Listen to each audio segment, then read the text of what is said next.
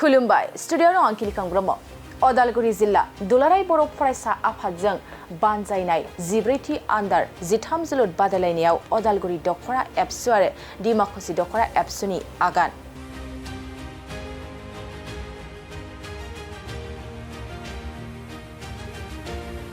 साफा साफा गोग्गो सुबुं सम्पद दाफुंनायनि थांखि आरो नोजोरजों बोसोरफ्रोमबो खुंबोनाय बायदि देग्लायबो अदालगुरि जिल्ला दुलाराय बर' फरायसा आफादनि बानजायनायाव 14थि आन्डार 13 फुटबल टुर्नामेन्टखौ अदालगुरि दखरा दुलाराय बर' फरायसा आफादनि मददजों अदालगुरि दखरानि सिङाव थानाय सनाय भेरगाव गेलेग्रा फोथाराव खुंफुंदों।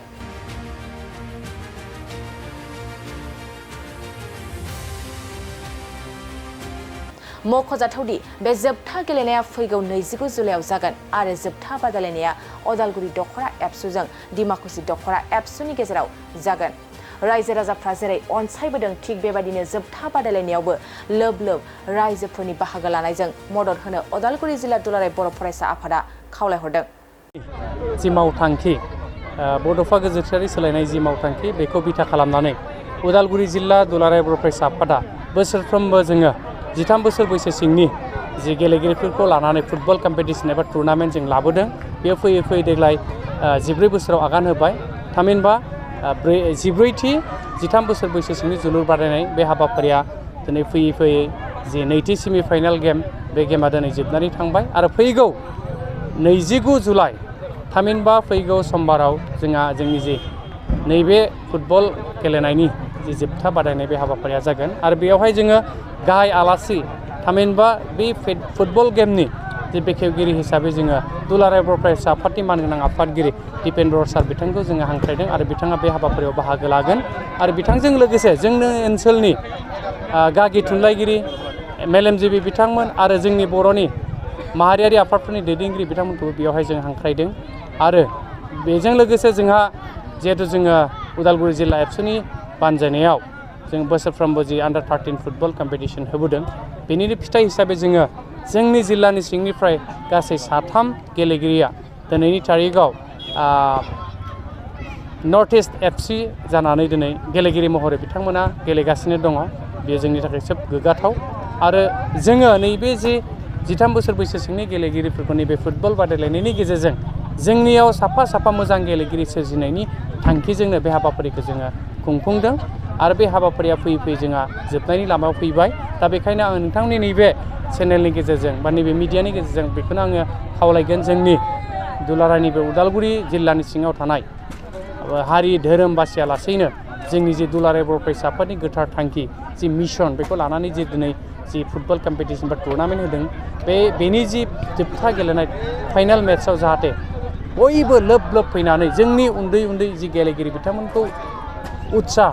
बा इन्सपिरेसन होनायाव बयबो आग लायो आरो बयखौबो नैबे जि बादायनाय नैबे जि उदालगुरि दखरा एबसुनि सिङाव गोग्लैनाय जि सनाय भेरगाव बे सनाय भेरगावनि जि गेलेग्रा फोथाराव बे फाइनाल मेट्सआ जागोन फैगौ 29 जुलाइ 2024। दा बेयावहाय बयखौबो लोब लोब फैनानै बाहागो लागोनखौ आङो मिजिंथिबाय आरो उदालगुरि जिल्ला दुलाराय बर' फरायसा आफादनिफ्राय फिन खनसेबाव नोंथांमोननि चेनेलनि गेजेरजों जोंनि खाथि खालायाव थानाय रायजो राजा लोगोसे जोंनि उदालगुरि जिल्लानि सिङाव थानाय गुबुन गुबुन माहारियारि आफादनि दैदेनगिरि बिथांमोनखौबो बेवहाय जोङो हांख्रायदों। बे लेखायै बिथांमोनाबो जिहेतु बाहागो लागोन दा बेखायनो बे बादायनायाव माने लोब लोब फैनानै बयखौबो आङो बाहागो लाफैनायखौ आङो खावलायबाय आरो बे बादायनाया जोबथा जि बादायनाय बे बादायनाया उदालगुरि दखरा एबसु आरो डिमाकुसि दखरानि गेजेराव जागोन आरो बे मोननैबो गोख्रों दोलोआ फैगौ समबार 29 जुलाइआव गेलेगोन नैबे एखे सनाय भेरगावनि गेलेग्रा फोथारावनो बे जोबथा गेलेनाया जागोन। दा बेखायनो आङो नोंथांमोननि चेनेलनि गेजेरजों फिन खनसेबाव बेखौनो आं जावले खावलायगोन जाहाथे जोंनि गेलेगिरिफोरखौ उत्साह इन्सपिरेसन होनायाव बयबो बाहागो लालायगोन आं बेखौनो नोंथांमोननि चेनेलनि गेजेरजों बयखौबो रिकुवेस्ट खालामो। जोबथा बादायलायनायाव मा नोंथांमोना हाबाफारि लादेरदों मेहेरगोनां खालामनो थाखाय? नैबे जि जोबथा गेलेनाय बादायनायाव जोङो माखासे जोङो एवार्ड बेखौ जों लाखिनाय जादों। बेयावहाय चेम्पियन हिसाबै जोङो नोगोद 20,000 जोङो रां बान्था हरनाय जागोन आरो बेजों लोगोसे उइथ ट्रफि आरो बेनिफ्राय रानार्स आप जायफ्रा फाइनालाव जेनगोन एबा रानार्स आप बिथांमोननि थाखायबो जोङो 15,000 जोङो केश एवार्ड होनाय जागोन आरो बिनि अनगायैबो जोङो best goalkeeper award with trophy cash award होनो थाखाय जोङो थागथियारि खालामदों आरो प्लेयार अफ द टुर्नामेन्ट जोङो बेनि थाखायबो बेयावहाय जोङो ट्रफि उइथ केश एवार्ड आरो बेनिफ्राय जोङो प्लेयार अफ द मेट्स बेखौ जोङो क्वार्टार फाइनालनिफ्राय लानानै जोङो फाइनालसिम बेखौबो लाखिनाय जादों बेखौबो जों होनाय जागोन आरो हाइ स्करार हिसाबैबो जों बेयावहाय एवार्ड होगोन with trophy and cash award दा जोङो बेयावहाय आरो बिनि अनगायैबो जोङो रंगिना संगिना जोंनि बर'नि हारिमुवारि जि मोसानाय रोजाबनाय मेथाइ खननाय बेफोरखौबो जों बेयावहाय जोङो कालारफुल सानसेनि हाबाफारिजों जोङो बेखौ खुंफुंनो थाखाय थि खालामदों दिनै 13 बोसोर बैसोनि सिंनि जि जोलुर बादायनाय बे मा सफैखो मा जाखो उदालगुरि जिल्ला दुलाराय बर' फरायसा आफादनि देग्लायनि जिब्रैथि 13 बोसोर बैसो सिंनि जोलुर बादायलायनाय बेयो देग्लाय उदालगुरि जिल्ला दुलाराय बर' फरायसा आफादा जुलाइ दाननि 15 तारिखनिफ्रायनो जोङो खालामबाय बेखौ जागायजेननायखौ आरो जागायजेननायनिफ्राय जोङो गासै 24 दखराफ्रा बाहागो लादों बेयाव दिनै जोंहा जोबथि सेमिफाइनाल जाबाय बे सेमिफाइनालाव दायो डिमाकुसि दखरा दुलाराय बर' फरायसा आफाद आरो काइजामाटि दखरा दुलाराय बर' फरायसा बिथांमोननि हान्जाया गेलेगासिनो दङ बेयाव डिमाकुसि दखरा दुलाराय बर' फरायसा आफादा 3-1 गलाव आवगायनानै दङ मैया जोंहा जालांनाय सेथि सेमिफाइनालाव उदालगुरि दखरा दुलाराय बर' फरायसा आफादा फाइनालाव सहैना थाबाय जोंहा फैगौ 29 जुलाइआव जोंहा फाइनाल जागोन ओंखायनो गासैबो रायजो राजाखौ बेयाव मदद होफैनो जोंनि उन्दै उन्दै गथ'फोरखौ मदद होफैनो थाखाय गुरै खावलायनाय जाबाय आरो देग्लायबो जोङो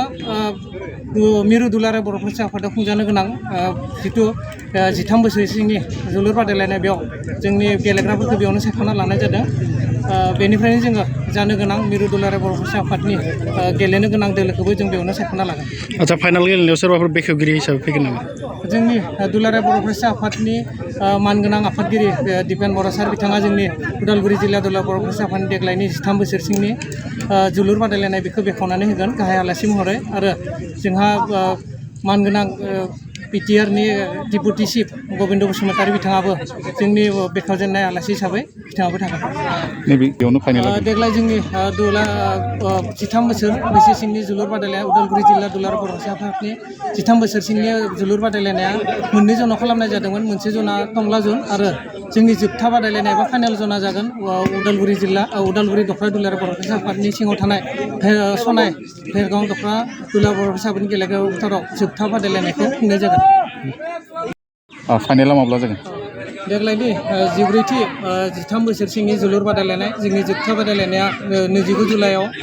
जागोन बे जोबथा बादायलायनायाव जोङो गाहाय आलासि महरै मोनदों मानगोनां दिपेन बर' सार बिथांखौ जों गाहाय आलासि महरै जोबथा बादायलायनायाव मोननो हादों गोजोनथाव खौरां बाजाज बेग लानो गोसो गुदुं सुबुंफोरनि थाखाय गोजोनथाव खौरां क'क्राझार सोहोराव थानाय दावहारु अट' एजेन्सिया 22 जुलाइनिफ्राय 26 जुलाइसिम मनसुन लन एन्ड एक्सचेन्ज अफारनि खाबुफोर होगासिनो दं